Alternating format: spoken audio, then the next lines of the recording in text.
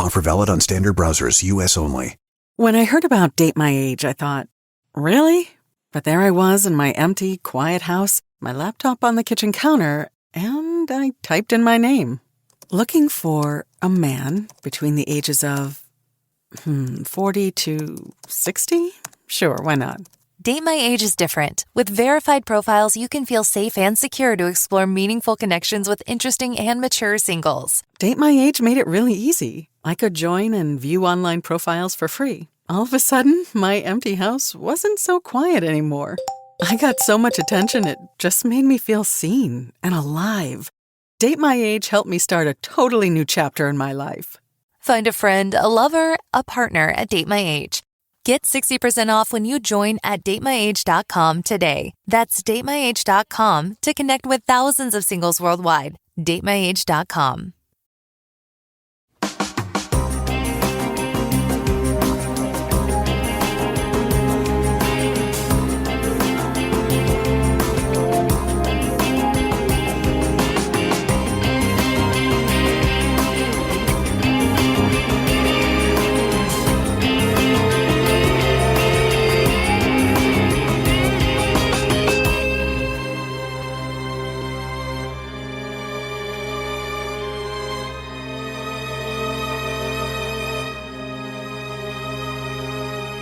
Hello, everyone, and welcome to episode 115 of the True Crime All the Time Unsolved podcast.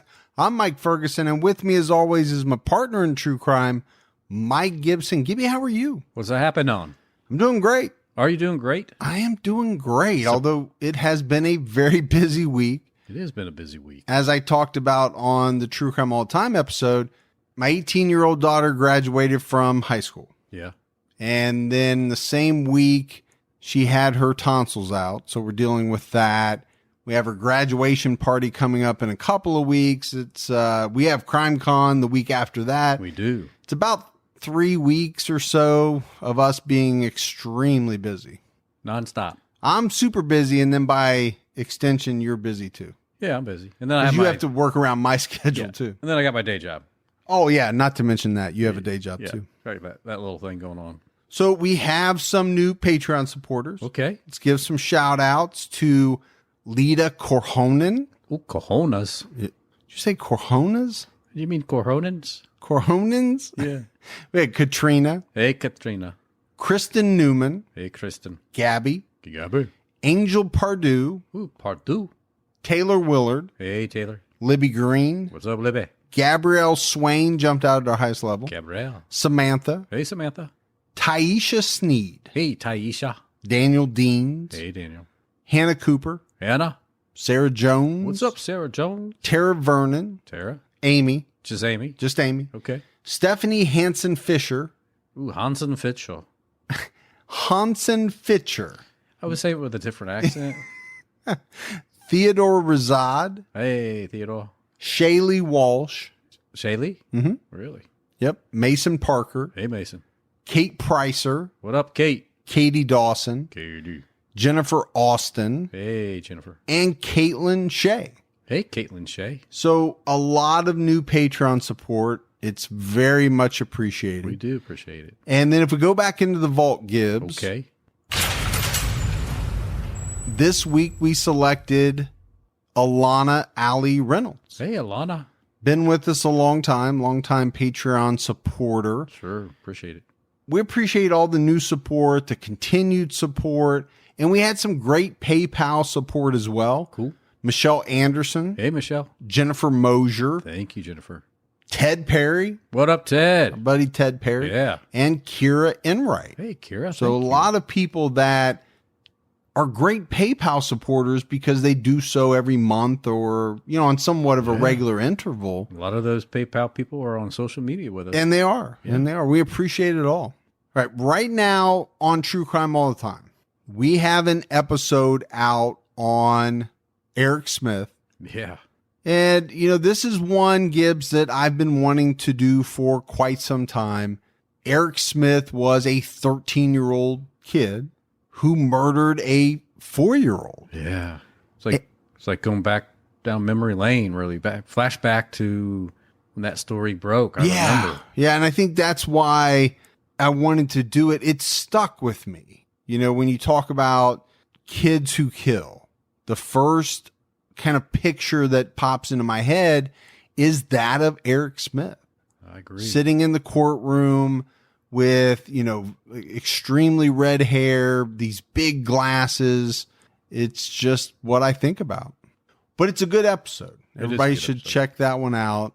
We have a brand new Patreon episode out that hit last night. Yeah, it's good too. It is good. It's on Stephen Culver and Tyler Witt. You know, this is a couple that was not supposed to be together. Tyler's mother didn't want them to be together. The state didn't want them to be together legally, but like Romeo and Juliet, and they kind of fashioned themselves after them, they were going to do whatever they had to do to be together. And that included killing Tyler's mother. Yeah. So it's one of those cases that, you know, maybe not as well known, but the details are fascinating. So for those of you that are already on Patreon, that's in the feed right now. If you're not on Patreon, think about signing up. There is a lot of good extra content. We put something out every week and then a full episode out every month. And we got a little Q&A session going on it here pretty soon. Yeah. Yep. Just for Patreon, a Q&A session will probably be out in sometime in June, I think. Hey, you know what? You got to tell them about your criminology. Yeah. For those of you that don't listen to criminology, we had an episode that I did with Morph that dropped last night. It's a very good episode, but the reason why I think a lot of people will like it, we were able to interview famed forensic pathologist Cyril Wecht. And this is a guy that most true crime people know. He's been involved in cases from the JFK assassination up through Waco to some of the most famous cases in the history of true crime. And he sat down and talked with us about a case out of Philadelphia about the unsolved murder of Ellen Greenberg. And I think it's very fascinating. I think people will really like it. So check that out. All right, Gibbs, are you ready to get into this episode of True Crime All the Time Unsolved? I am. Let's do it. We are talking about the disappearance of Sky Metalwala.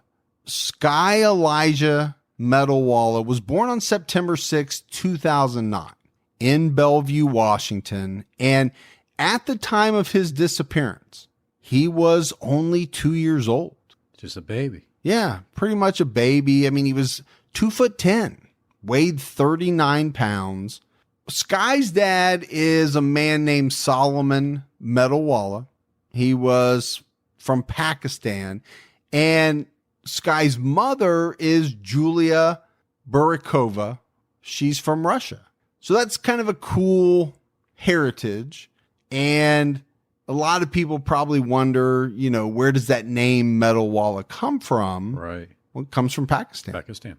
Sky's mother, Julia, said that when she was a little girl growing up in Russia, she had received shock therapy treatments in a mental facility.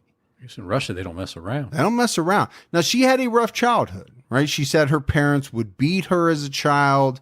Everything was about discipline. What I got from her childhood as it relates to her parents was, if you didn't toe the line, if you stepped outside of the very, very strict regimented system, you would be beat. Why does this sound like Rocky versus USSR? The same, they were with him. Not Rocky, but what's the guy's name that played the opponent? You want his real name or his name on the movie? The movie. Well, first of all, you give me either one. Ivan Drago was his name in the movie. Ivan Drago. What's his real name? Dolph something. Dolph Lundgren. There you go. The Dolph man. The Dolph man. Why does it sound like that?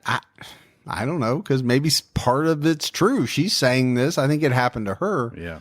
Now, Julia eventually came to America when she was 12, and at the age of 15, visited a convenience store in the Seattle area where 21-year-old Solomon Metalwala was working.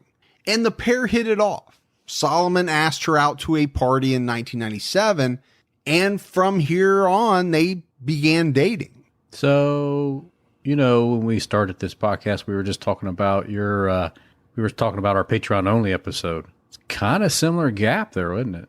Yeah, it's a very similar gap. In the Patreon episode, Stephen Culver was 19. Yes. Tyler Witt, she was 14. Yeah. So, yeah, actually very close. But too big of a gap for me at that age. Let's just say that. yeah, I think anybody had a daughter that was this age would say, no, thank you. You don't need to be dating a 21-year-old. Yeah. But coming from Russia, I don't know what it was like over there. Julia was going to Bellevue High School during the day and then working at night at her parents' restaurant in Seattle. She graduated from high school in 1999. And it was around that time that she also became a U.S. citizen. That's pretty big. Yeah, I think that's a big thing in the life of someone that comes over, as long as they're happy here, right? One of the big milestones is becoming a citizen. That same year, Julia and Solomon, still together, bought a condo in Bellevue. So she's doing a lot of things. Graduating from high school, becoming a legal citizen, and getting a condo.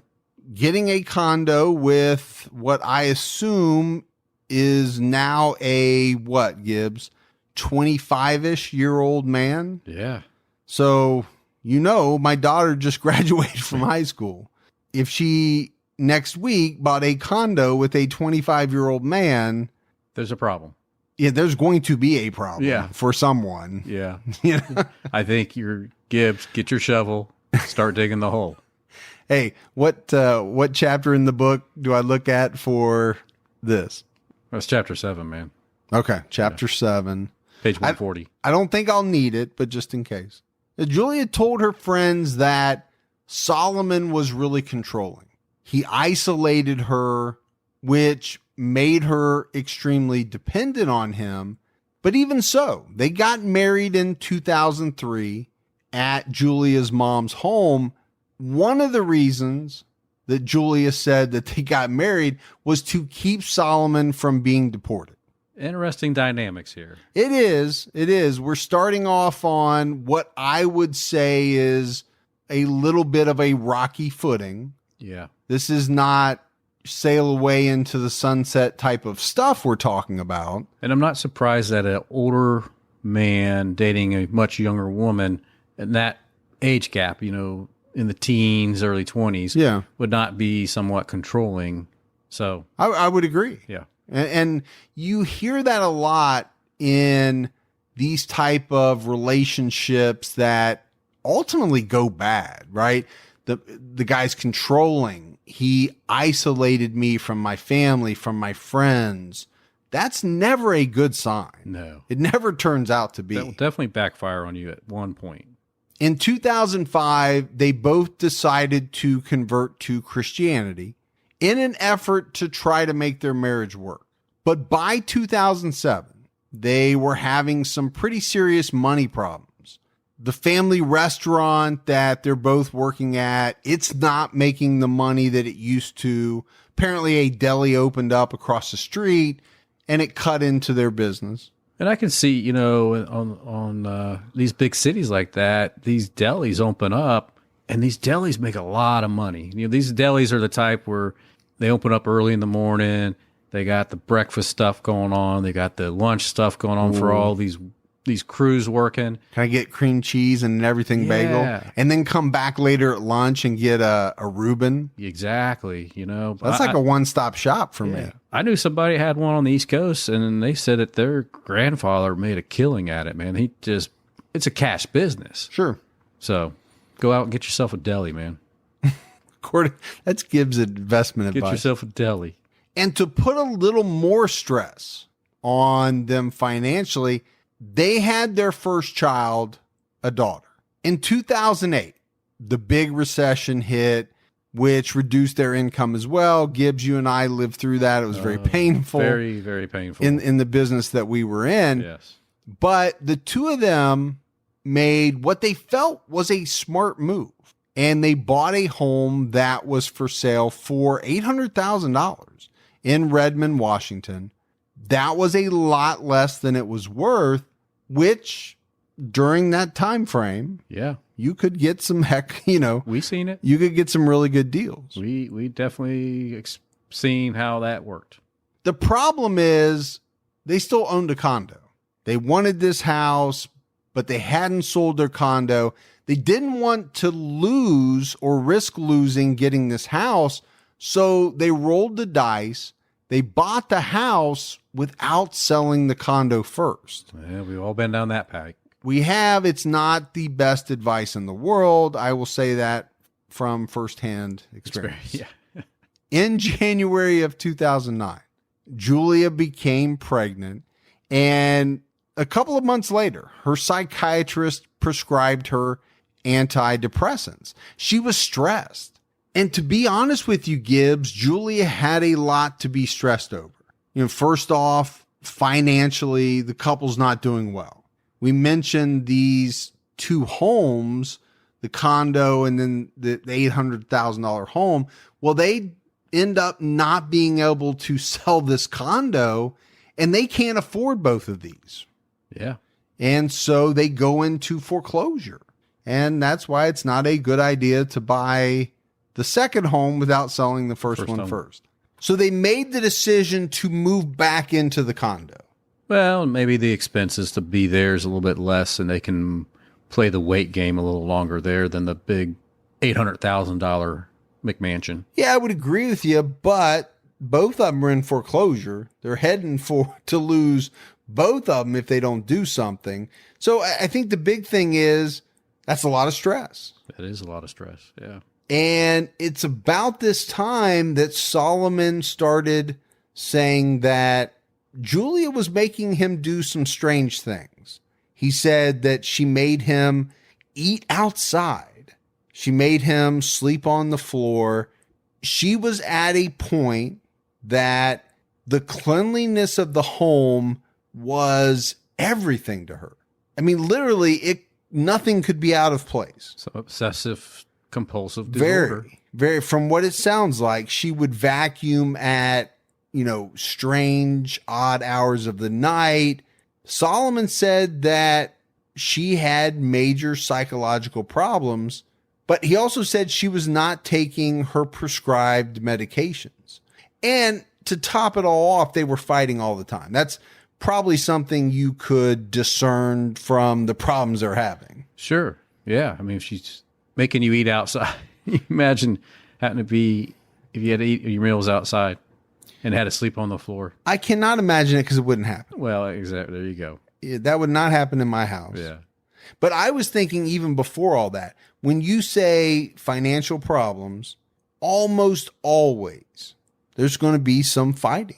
Sure. In a marriage or, within the couple. But in September of 2009, Sky was born. But in late November, something very odd happens. Sky's only 2 months old, right? Just born a couple of months before this. It's November in Washington. And on this night, the temperatures got down below freezing. Julia and Solomon were driving with Sky in the car, and they went into a store. But instead of taking Sky with them, they left him in the car, unattended, for what was said to be about an hour. In the cold temperatures. Well, not just cold, below freezing. Not the car wasn't running. So when they returned to the car, they had done whatever they needed to do in the store. They were met by police. Somebody had called this in. Yeah. And rightfully so. They were arrested and forced to take some parenting classes.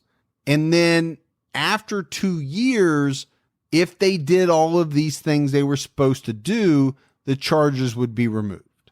In 2010, Julia was 29 years old. She was having some issues, had been admitted to a mental hospital because she was having nightmares. But not your typical nightmares. No, my wife has some nightmares and she remembers every one. Oh, man. A lot of them, I'm doing something I'm not supposed to be doing, which is very strange to me. What, eating her sandwich? No, like coming after her. She wakes up, she is so mad at me. And I'm like, I'm not doing nothing. Didn't do anything. Yeah. But this dream is so vivid. She hates you in the morning. She hates me for a while anyway. Yeah. But you're right. These are not your normal nightmares. Julia is dreaming of killing her children. That's what her nightmares are about. Yeah, that's pretty intense. She also developed extreme obsessive compulsive disorder. And we kind of hinted at that already about the cleaning and not surprised. Not surprising there. Around this time, Solomon decided that he wanted to separate from Julia. And really more than that, he wanted a divorce. Yeah, he's just tired of sleeping on the floor and eating outside. As most people would be. Yeah. Months later, Julia goes back to the mental hospital. At this point, she's expressing suicidal thoughts. So she's not doing well at all. Doesn't seem like she's getting the help that she needs. Or maybe it's the follow-up that she should be doing. You know, if she's not taking medication earlier on, yes, is she doing it now? Right. I think that's the one that's hard to tell, right? She's going to the hospital.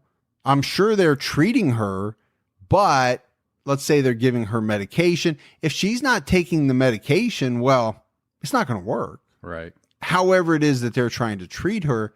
From this latest stay in the mental hospital, she was eventually released because from the research, it appeared that hospital staff thought that she was saying these things to get attention. Seeking attention for the fact that maybe she wasn't getting it from him because he wanted divorced. Well, maybe that's the attention, right? She's going to do that to get back at him. Right. He's going to feel bad because he's trying to leave her. Whatever reason, that's what they thought. But just a month later, she is admitted to another mental hospital and evaluated again. This time, the medical staff gave her what's known as the Global Assessment of Functioning test, and she scored a 15. I'm not all that familiar with this test, Gibbs, but what we do know is that a 15 is in the range of being a danger to yourself. So self-harm or something similar. Yeah. So she's going to stay at the hospital, right? And staff is working with her. They're giving her medications and she's taking them.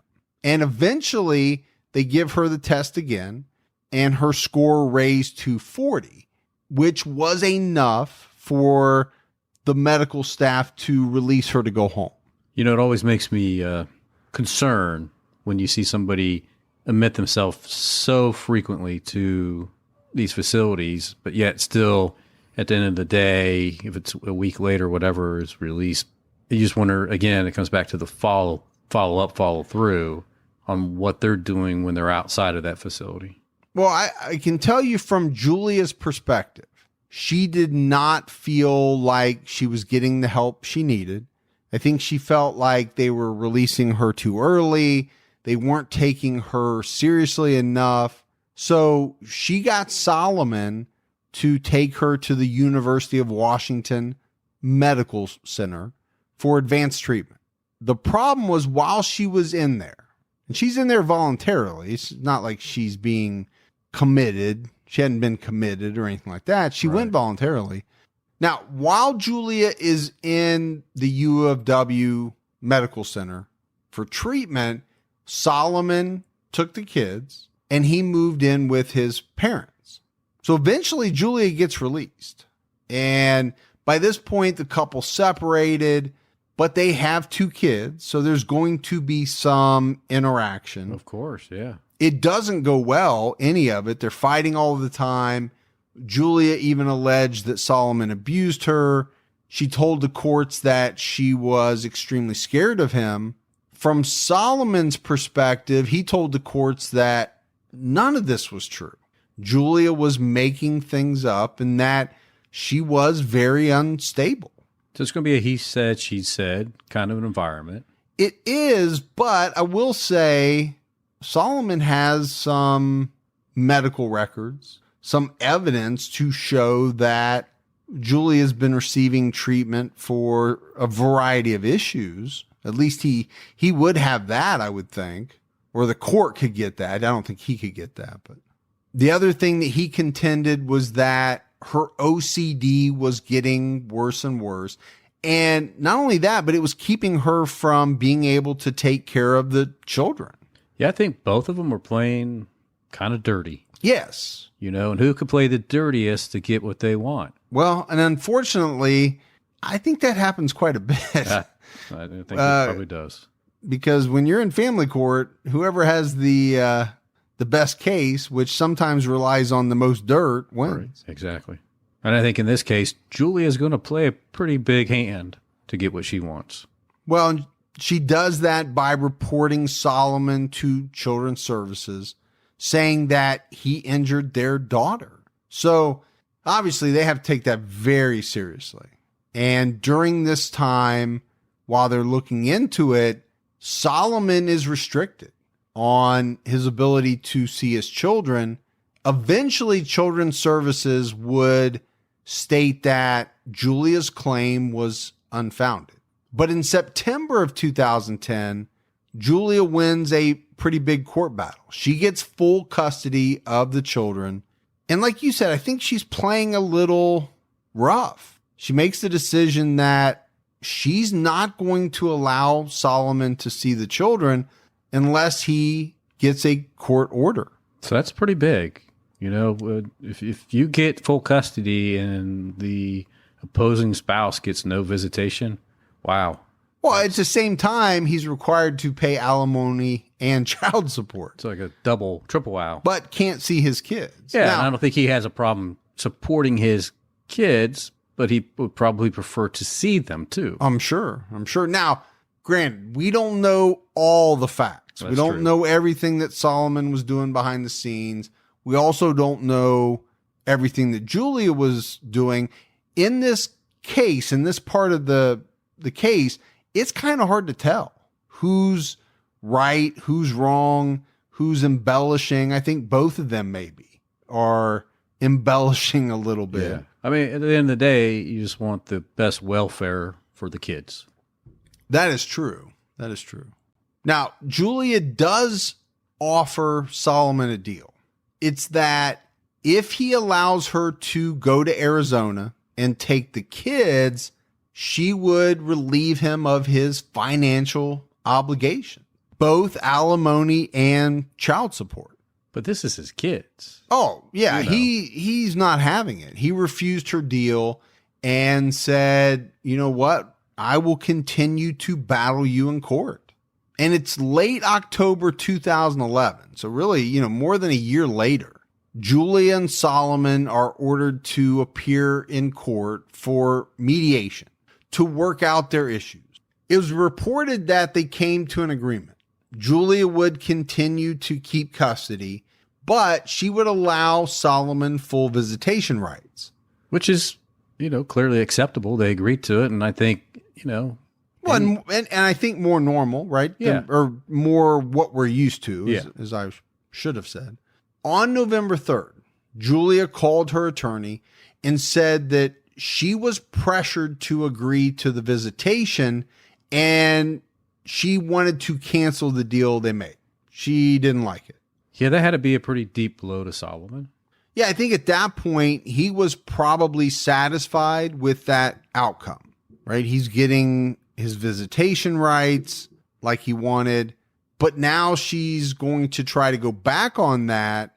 All right, Gibbs, let's take a quick break to talk about our sponsors. I want to talk about Best Fiends. America has fallen in love with this 5-star rated mobile puzzle game. Discover the world of Best Fiends. It's cute characters. This is a free to download, unbelievably fun mobile puzzle game. And it's a totally different puzzle experience. Yes, you're going to solve thousands of fun puzzles, but you're going to collect tons of cute characters. There's an epic storyline that will keep you engaged engaged the whole time. We're talking about thousands of hours of gameplay. And it's a very easy game to learn, but a difficult game to master. I am loving this game. I'm currently on level 17. My only problem is I don't have enough time to play it. But the bright colors and the visual style of Best Fiends, it blows me away. So solve thousands of fun puzzles, collect tons of cute characters on Best Fiends, the 5-star rated mobile game on the Apple App Store and Google Play. Download Best Fiends free on the Apple App Store or Google Play today. That's Best Fiends, like friends without the R. Best Fiends. And next, let's talk about ant fanny. Listen up. You got roaches, you got ants, you got fruit flies. It doesn't mean you're a bad, dirty person. What it means is that you have a really attractive house. But don't punish yourself with harsh, nasty chemicals just to get rid of household pests. Kill them with kindness using Ant Fanny's pest solutions. And it really works. You take on those nasty bugs using essential oils and plants, not the scary, harmful stuff. Ant Fanny's Fly Punch is a must for gardens, farmers markets, or kitchen compost. All you have to do is open the jar and watch fruit flies die. Ant Fanny's remedies are super safe for our loved ones. There's no dyes, no phenols, formaldehyde, and no petroleum propellants. They have DEET-free, worry-free mosquito repellent sprays and mosquito wipes too. So you can take on those nasties outside. So kill them with kindness. Check out Ant Fanny's full pest line at antfannys.com/bugs and use the coupon code TCAT at checkout for 20% off your entire order. On November 6th, 2011, Julia noticed that Sky was not feeling well. So she took him out to the car, her car, a silver 1998 two-door Acura Integra. She also took out his sister, and they headed to the ER at the Overlake Medical Center in Bellevue. But she didn't get that far. She didn't have enough gas to get to this ER, and the car ran out of gas. So Julia parked the car on the side of the road. But remember, Sky was not feeling well, so she left him in the car, strapped into his car seat, while she and her daughter walked off to get help. Kind of bizarre. Very bizarre. But so was leaving him in the back of the car in sub-zero weather while we go shopping for an hour. Well, that's true too. We do have that. There's a lot of things that, to me, are bizarre about both of these people. Yeah. But I will say, Julia in particular, she has made some very strange decisions. Some strange choices. Maybe in Russia, when it was cold, it was no big deal, and they hung out in the back seat of their cars all the time. Well, with that much vodka, you can pretty much withstand anything. Vodka, you can do a lot. So Julia and her daughter walking, they reached a gas service station a mile north of where she parked the car, but it took them about an hour to get there. Seems long. It's long to walk a mile. I know you got a little one, but still, seems like a long time. But she doesn't buy gas. And she doesn't ask anyone for help at the service station. Instead, she called a friend and asked them to come pick her up, which they did. The friend came out, picked the two of them up, gave her a ride back to her car. In total, she was away from the car for about 90 minutes. The big problem, and where this case begins, Gibbs, is when they get back to the car, Sky's not there. No. He's not in the back of seat of the car at all. He's missing. Julia called the police, and they showed up at the location where her car was parked. I think the problem they had was when they got there and they listened to Julia's story. It didn't add up. The biggest thing was that they found out that her car still had gas in it. It started right up and operated as it should. There wasn't a thing wrong with it. That's a problem. That's a problem. That's a little more than an inconsistency.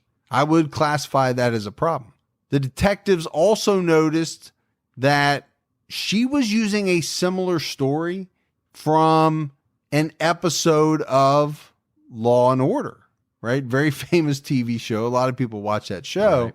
This particular episode had just aired the night before. Now, when Solomon found out about this, he immediately thought that it had something to do with the mediation and the fact that she had backed out of her agreement Sure. just, days prior. But regardless, his son's missing and he needs to help figure out what happened.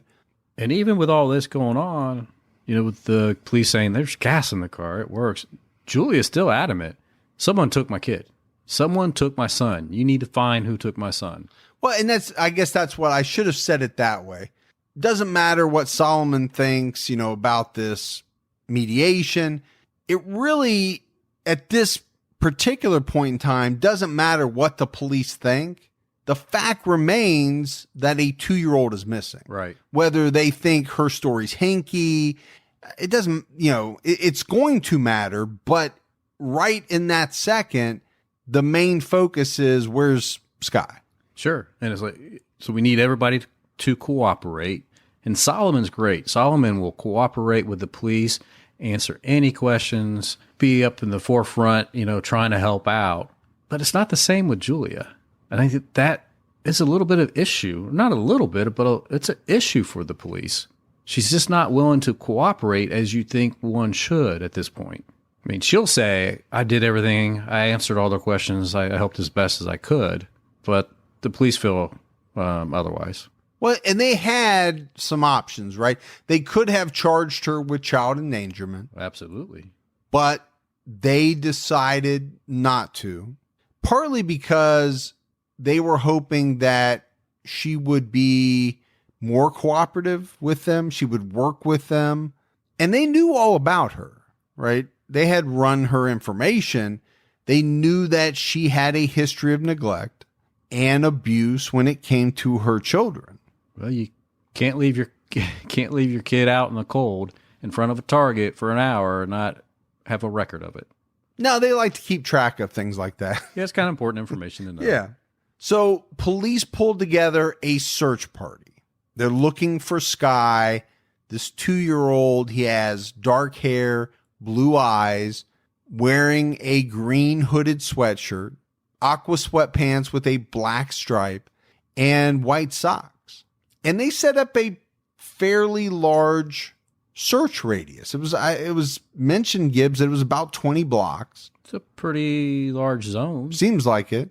They search cars, businesses, really any place where they thought a 2-year-old could wander off to. It's kind of like that Baby's Day Out. Oh my gosh. When my daughters were little, Yeah. they would watch that DVD on a loop. Sometimes it would run 6, 7, 8 times a day. Yeah, Baby's Day Out. Now, that doesn't make me sound like a great parent, but they would just, cry when it went off. So we'd have to just put it back on. You said, here's your juice. Yeah. And here's Baby's Day Out. Baby's Day Out. We'll see you later. Daddy's going to work. Yeah. The police really began to question Julia's story as more information came from their investigation. They already knew that the car had enough gas left in the tank to make it to a service station, and the car operated just fine when they tested it. The other concern was, and you and I kind of touched on it, the amount of time that it took for them to walk from the car to the service station. Knowing that your 2-year-old's in the back of the car, it really gives off a lack of sense of urgency. Yeah. Like you're taking a stroll along the river bank or something. Yeah, I mean, they did say that some witnesses said that she kind of wandered through some neighborhoods, her and her 4-year-old. She never asked anybody she came in contact with for help.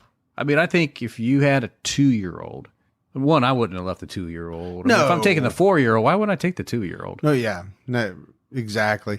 But also, if you're going through neighborhoods, you might knock on the first house you see and say, "Hey, do you by chance have a gas can? Yeah, or I'm right here. Or can I use your phone? I'm going to call." Yeah, so it's not adding up, and it doesn't make sense to us. It certainly doesn't make sense to the police. And like we said earlier, when she got to the gas station, she didn't get any gas. She used the phone, had a friend come get her, The reason that she gave to police for this was that she didn't have her purse and she didn't have her cell phone. But again, she never asked a single person for help at the gas station. And when she was eventually picked up by her friend, they didn't get a single drop of gas to take back to the car. Yeah. So if you don't have your purse or cell phone and you know that, why walk to a gas station for an hour when you could just stand out in front of your car and wave somebody down? Eventually, somebody's going to stop.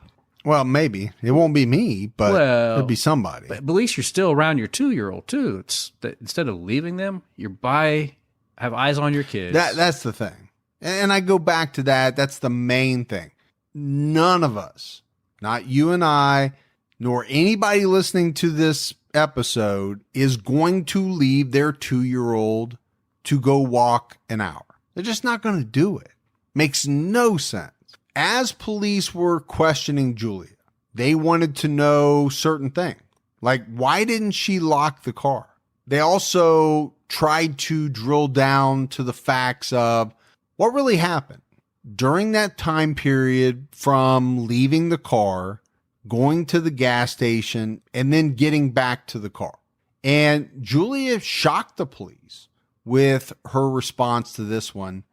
She absolutely refused to talk about it anymore. Police asked her if she would take a polygraph test to help clear up some information. She refused to do this, but she did allow the police to complete full searches on the car, her home, and laptops. But don't talk to me about any of it. Right. You can search whatever you want, but I'm not taking a polygraph and I'm not answering any of your daggone questions. Police also searched Solomon's home, his car, and his laptop, but they didn't find anything, right, that would help assist them in finding Sky. The other thing police did is they asked Solomon if he would voluntarily take a polygraph test, and he agreed. Now, the first test was inconclusive, so they asked him to take another, which he did. Yeah. And the results of this test were shared with him and his attorney, but they were never commented on publicly as to what the results were. Which, sounds a little bit strange. But then again, the only people that needed to know what those results were was Solomon, his attorney, and the police. And my assumption is if they were bad results, we probably would know about it. Yeah. So if they're good, they don't need to talk about that. There's no more reason to talk about it. That's just my theory, but I could be wrong. As the investigation continued, there were some witnesses that came forward that recalled seeing Julia's car parked where it was, but they never saw any child inside it. The police canvassed the complex where Julia lived, and they had a lot of neighbors telling them that they rarely saw Julia and the kids outside, to the point, Gibbs, that no one could even really recall seeing Sky outside or with Julia at all in the last 2 weeks, which would be strange. It's a bit strange. Maybe it's because she, like they said, she just didn't have them out. But you would have thought somebody would have eventually seen them going out to the car, doing something. Sure. The other thing was Solomon said that he hadn't seen Sky in the few weeks leading up to this incident, but their daughter, the couple's daughter, did tell police that her brother was in the car with her that day, backing up what Julia had told them. So this brings us back to the Law and Order episode that we mentioned. Some of the officers recalled seeing it, and it kind of sparked something with them. Now, it had aired as a rerun the night before Sky went missing. Right. It had also run 2 weeks earlier on primetime as I believe a first run episode. Yeah, that's correct. The episode is called Missing Pieces. And in this episode, a young couple claims their baby son has been abducted when their parked car is stolen. Now, it's later learned that they buried the boy, believing they accidentally killed him, and they made up this whole abduction as a cover story. So, sorry to ruin that episode of Law and Order if you haven't seen it. If you haven't seen it yet. There's about 9,827 other episodes. You'll be all right. And that's just the regular Law and that's Order. not getting into SUV, SVU, Law and Order, Tijuana, yeah. Law and Order, Baton Rouge. I mean, there's a bunch of I them. know. There's so many of them. But it is interesting, right? That this episode just happened to run the night before, so much so that it sparked the interest of these police officers. Well, to the point, the police have to make a comment on it to the press. When they say that there are people within the operations center of the command post that have reviewed this episode, and they thought it was strikingly similar in nature. And Solomon's attorney made the statement that Law and Order was Julia's favorite show. Well, that's interesting, which means she probably never missed an episode. Now, as the forensic teams viewed Julia's laptop, they were looking at her social media. A few things came to the forefront, specifically with her Facebook account. When they were looking at her page, they noticed that it was heavy with pictures of her daughter, but very few of her son, Sky. So I think it's strange that she's got two kids. They're 2 years apart. You know, he's doing, 2-year-olds are pretty damn cute. They're doing a lot of stuff that you take pictures of that you would want your friends and family to see. So I'm surprised that the 4-year-old's dominating the page and you're not really seeing much of the 2-year-old Sky. No, I would absolutely agree with you. I mean, I think for most people, not that it will ever be exactly 50-50, but there's a normal spattering of each child. Yeah. But when it comes to a 2-year-old, I think normally you end up taking more pictures of the younger kids. I don't know. That's just been my experience. Sure. Like you said, they're cute. They're doing things that for the first time. Yeah. The 4-year-old's probably not much anymore, has already done the first time things. So anyway, I do think it's very strange. Police find it very odd. They also learned that she had been on some dating sites.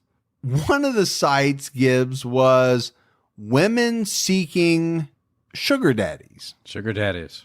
Much like yourself, a sugar daddy. Sugar daddy. No, I'm sorry. Oh. Sugar daddy means you have money, right? Oh, yeah. I don't open my wallet. No. No. She had a profile on there, and I guess on a site like this, you get very specific because in the profile, it said she was looking for financial stability. Who isn't? But she actually gave a dollar amount. Oh. Had to be $5,000 per month or more. Oh. So that's it. I'm just looking for 60 grand a year, and We can date if you provide me. I think that's called something else. I think it is too. It sounds But, like something you know. else. Wonder if there's a sugarmama.com.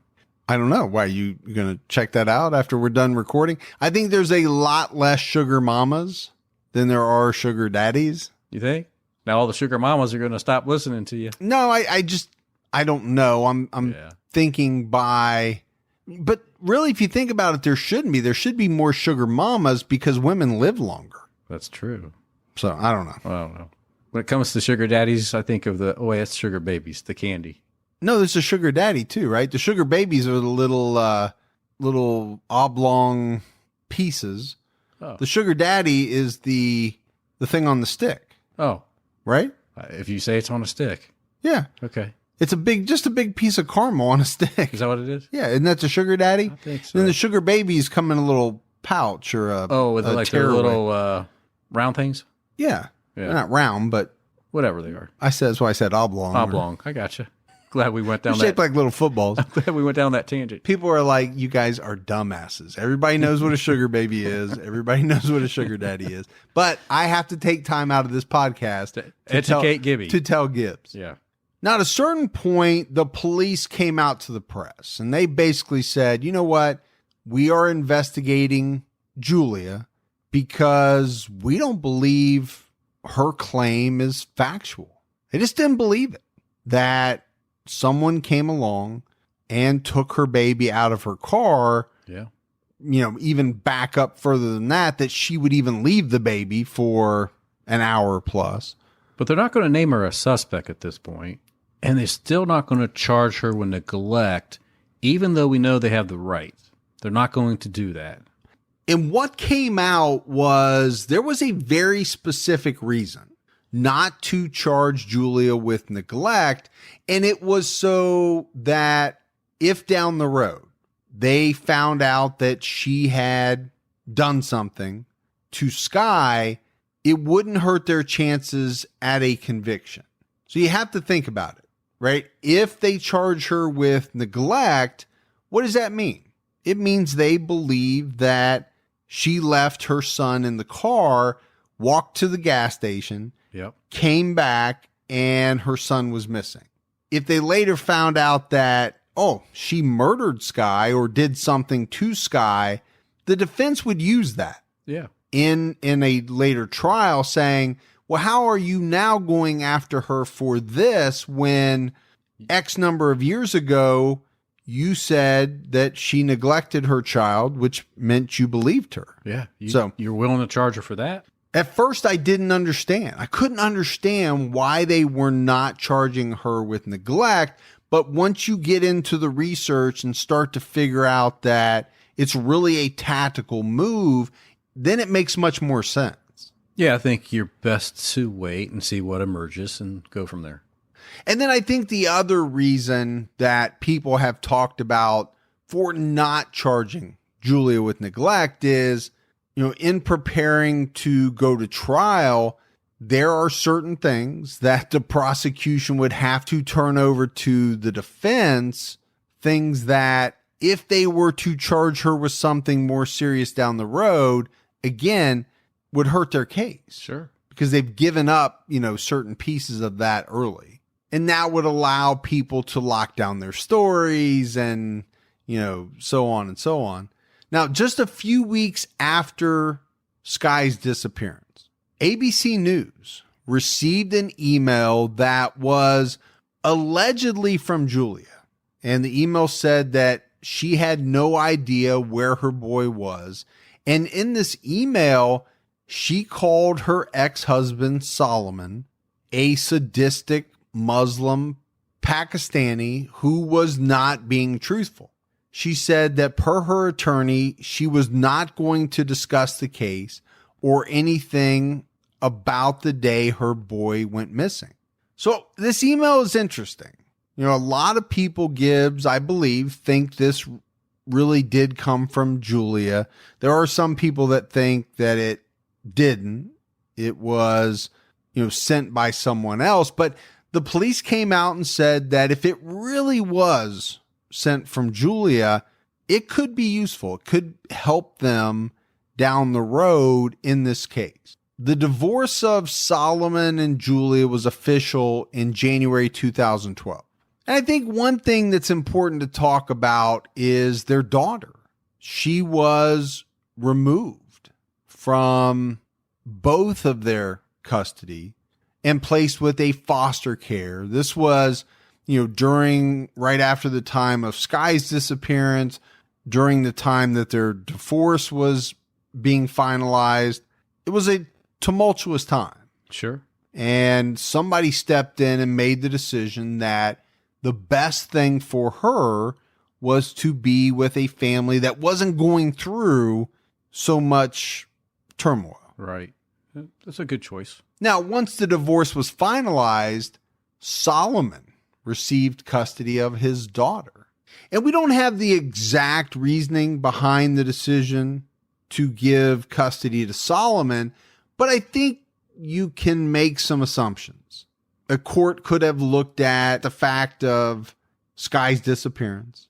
They could have looked at Julia's mental health history. Sure. They could have looked at a lot of different things in making their decision.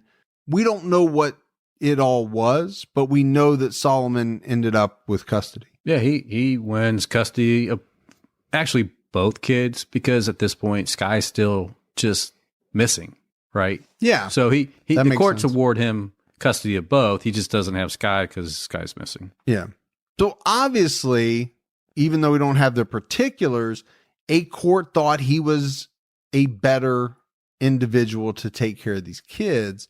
The problem with this case is there's never really been any solid leads.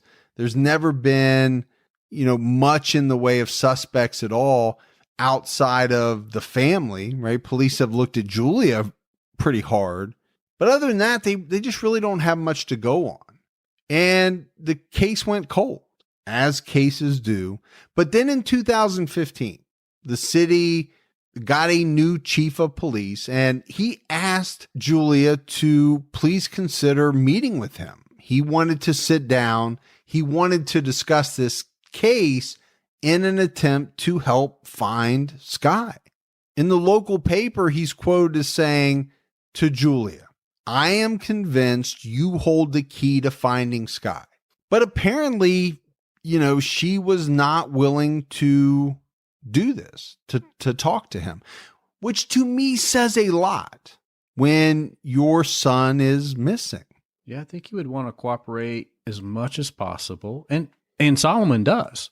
Solomon sees the new chief. He cooperates. He actually gives him some new additional information. We don't know what it is, but he gives that to him.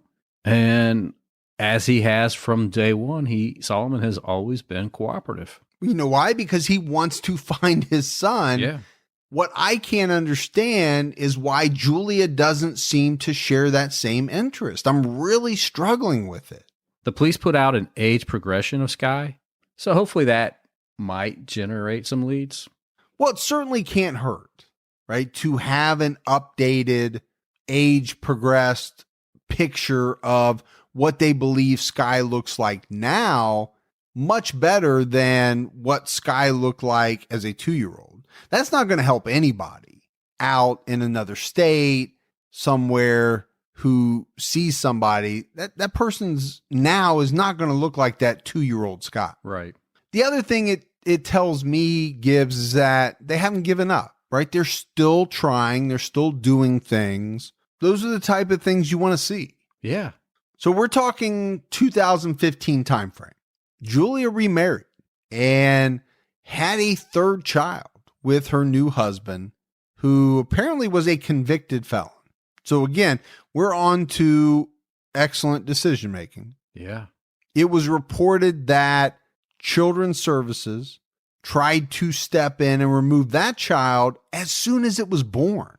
You have an issue with the way people perceive you if Child Services is trying to take your newborn baby.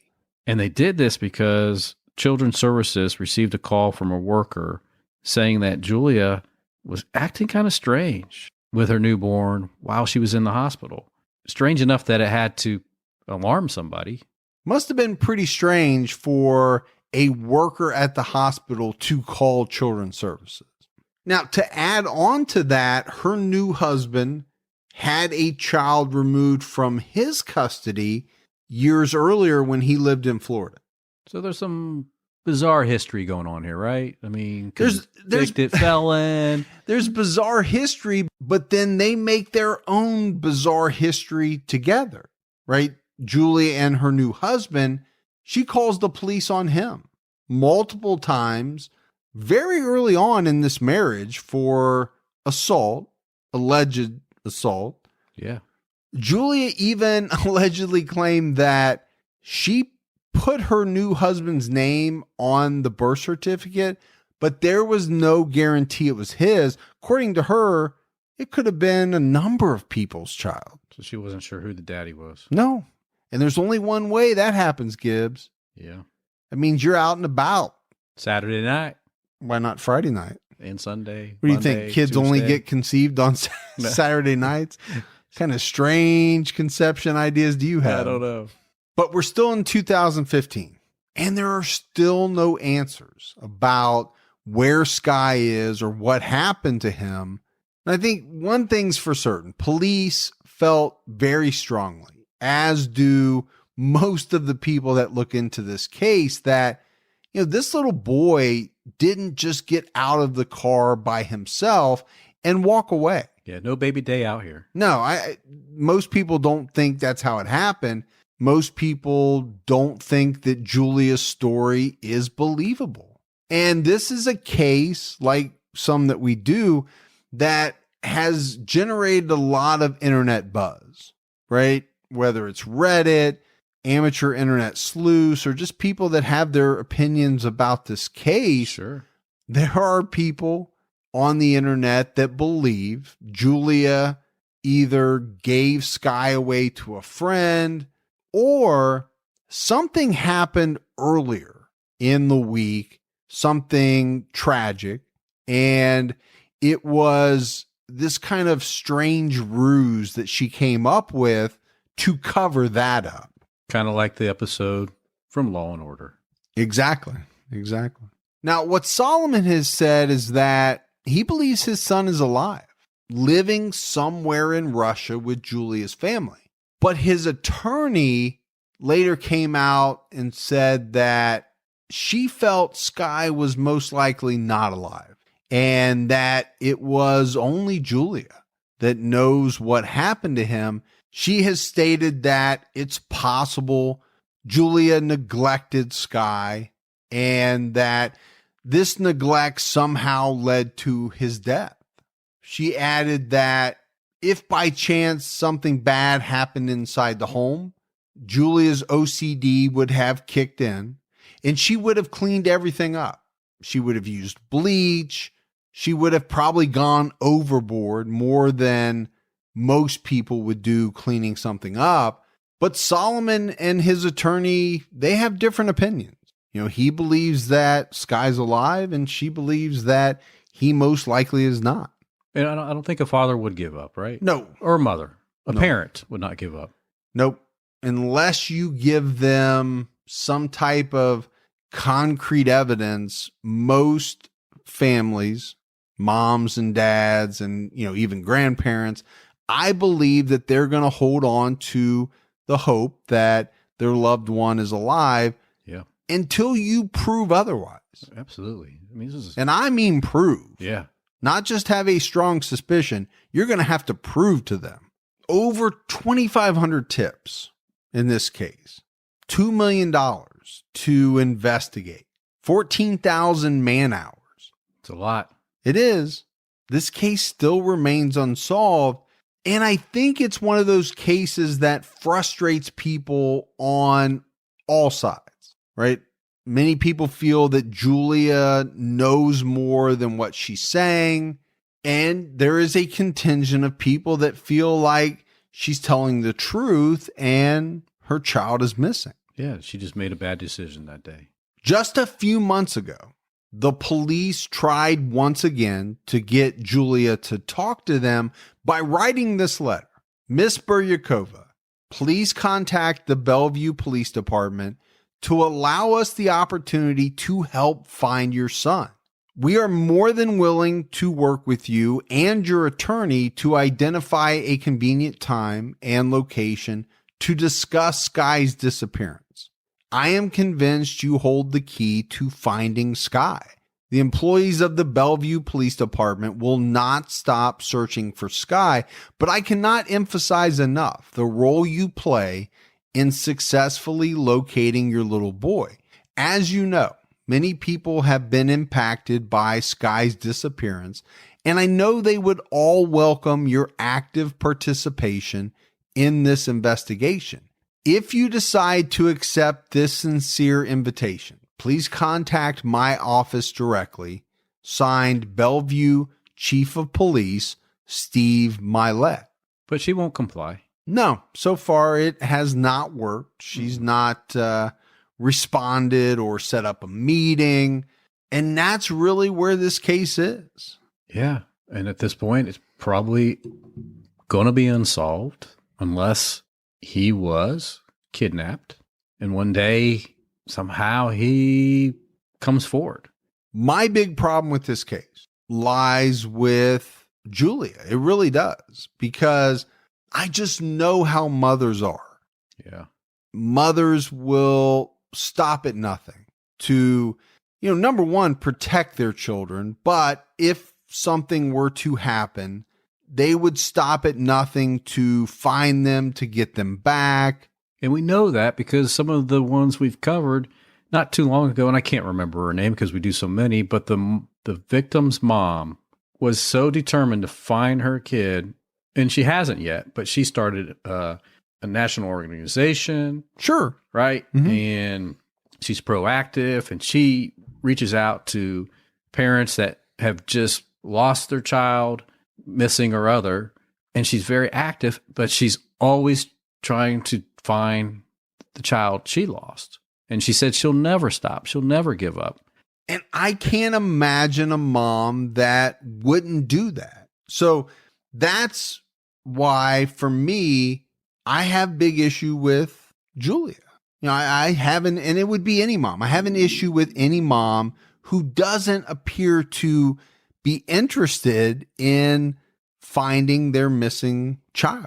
Yeah, I just think cooperate with the police. Cooperate with the police. You have nothing to lose if you did nothing wrong. Well, that's the thing. You have nothing to lose unless you were involved in doing something you shouldn't have done.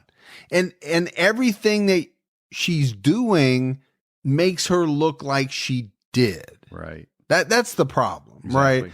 right? We always talk about, okay, if the police want to talk to you about a murder, what do you clam up, right? Ask for your attorney. Yeah. This is not what we're talking. We're talking about your flesh and blood is missing, and you're acting like you better talk to my attorney. Don't talk to me. Yeah. That is very strange. It is strange, because I think even an attorney would say, well, if you didn't do anything wrong, cooperate.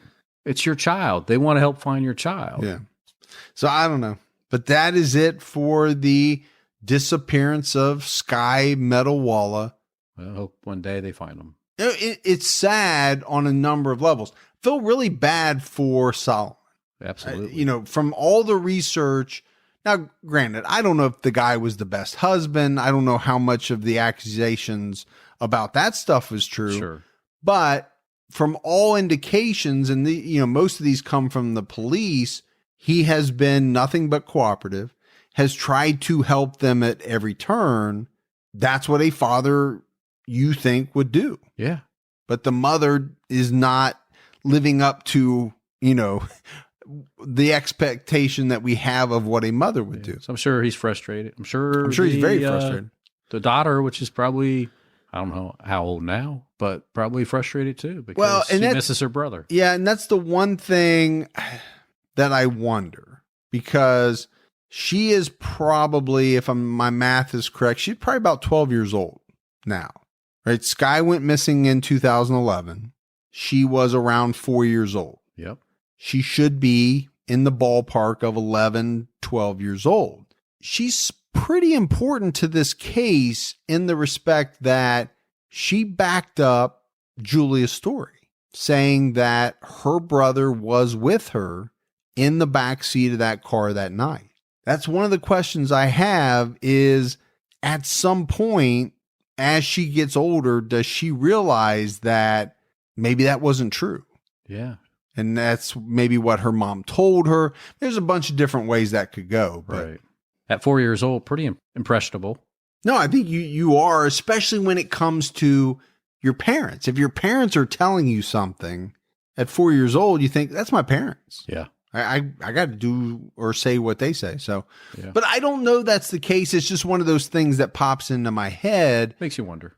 Thinking, will we find out something, down the road that will change that story? But we got some voicemails, Gibbs. You want to check those out? Let's hear those. Mike, you blew it. Gibby was on a roll with the National Geographic instead of National Enquirer. And then he says Area A. I think he was referring to Area 51 where the UFOs were. You can't rush in and save him. You gotta let him just go. Go until he starts to seem like he's drowning. Oh, you guys crack me up. Love ya. So it's such a fine line because so she says, I have to let you go until you get to a certain point. I feel like you were at that point from the very beginning. When we like said, you were drowning. Welcome to the podcast. That's Gibby's drowning. Like it's like you jump overboard the minute we start talking. Yeah, that happens. The National Enquirer, that one cracked me up when you said National Geographic. Yeah. The Area A, that one I didn't jump in on because we have a big base here. Well, huge. And it's been rumored that, years ago, they may have had their own aliens. Yeah. There's that rumor has always gone around. An area something. Yeah, I didn't know if you had some knowledge that it was called Area A. Who knows? Hey, this is Sam from Easton, Pennsylvania. I'm calling about the last True Crime Unsolved episode I just listened to was the Jardine family. And you were talking about how plant operators for the wastewater plant is a glamorous job. Yeah, no. I'm a lab analyst at a water treatment facility, and basically I play with shit all day. So, yeah, very fun, but it's a necessary job, and it pays the bills. I just want to thank you for all the episodes that you guys have done. They're great. I play them every Monday for, the staff here. So thank you. I am definitely Team Gibby. Sorry. But, yeah, so keep up the good work and keep your own time ticking. Bye.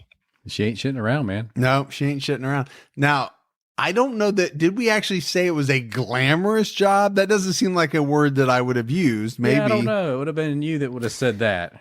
And it doesn't seem like I would have said that. I thought we said it was good job. But again, she's Team Gibby, but she's sorry about it. Now she does work with shit all day. So that could be going to her head. The fumes. Why do you gotta do that, man? I'm just Why can't messing. you just, I'm just messing. It's always with the I'm sorry. Are they sorry to me that they're saying they're Team Gibby? You think that's what it is? They're not sorry that they are. No, I think they're sorry that they have to say it. They don't know why they're saying it. Their brain is making them say it, and they're sorry about it. But we like you too, Mike. I know. If we have to choose, I just like it. If there's an island and we could only bring one of you, we're bringing Gibby. Hi, Mike and Gibby. This is Amber Scott Guerrero from Oklahoma. I can't wait to see you at Crime Con and get to hug your neck. Well, if you're huggers, I don't know. I'm a hugger. Maybe you are too. At any rate, I just feel like we're old friends. So I wanted to call you and tell you about the episode of Morgan Nick. You were calling it Spiro, Oklahoma. Well, it's Spiro because we're Okies and we don't say anything correctly. It's kind of like Miami, so like Miami, but here in Oklahoma, we call it Miami. So it was Spiro, Oklahoma, which is where they thought maybe she might be. At any rate, I just wanted to tell you I love y'all. Let's podcast. I am looking forward to Crime Con, and I can't wait to see you. Bye. Oh, stay safe. And keep your own time ticking. Bye. Well, you can hug me, but it's going to be hard to hug Mike because he has a security detail. Yeah. So. Yeah. No, we are huggers. We like to hug. Can't wait to see you at Crime Con. I am starting to immensely dislike the state of Oklahoma. Make fun of your way you say things. No, it's not that. It's that when are we going to get to the point where we just start spelling shit the way it should be pronounced? Do you want me to start pronouncing it? Yeah, because that would be much better. I'll probably help out there. The Spiro thing I get, because really it probably even looks more like Spyro the way it's spelled. Yeah, I thought you said it wrong too. The Miami thing I will never understand. If you want to call it Miami, then put an A at the end of it. Oklahoma, daggone it. There you go. Hey guys, my name's Joe. I live in East Central Indiana. Love your podcast. I was turned on to it from a guy at work. Anyway, the reason for my message is what really strikes me is the childhoods of the individuals that you guys profile. I had a pretty bad childhood myself, but I didn't turn out like that. I have a diagnosis of complex post-traumatic stress disorder, which I'm currently working through and I'm being successful with. And I couldn't imagine doing the things that some of these people have. And I guess that's what draws me to the stories that you guys tell, to the truth. All right. So that one kind of ended. I don't know if that was on us or on him or what, but I wanted to play that one because I think it's a very important statement, right? We talk about a lot of bad people, more so on True Crime All the Time because we know who they are. We talk about their childhoods. We talk a lot about mental illness, and we talk about this and that, abuse. But there are so many people that were abused. Yeah. There's so many people that have some form of mental illness. There's a lot of people that have both abuse and mental illness, and they turn out absolutely fine. Yeah, they thrive, man. You know, they work through their issues, they get counseling, they do whatever it is they need to do. I think he's right. I think it's part of why we're so fascinated by these people and the true crime stories, and because they're real people and they have some of the same issues that a lot of us do. They just choose to do X, and X is something that the rest of us would never do, ever. And we just can't figure out, or we're trying to figure out how that can be. So that's what I liked about that voicemail. Unfortunately, it got cut off, but stay strong, man. I think we got the brunt of it. All right, Gibbs, that is it. That's it for another episode of True Crime All the Time Unsolved. So for Mike and Gibby, stay safe and keep your own time ticking.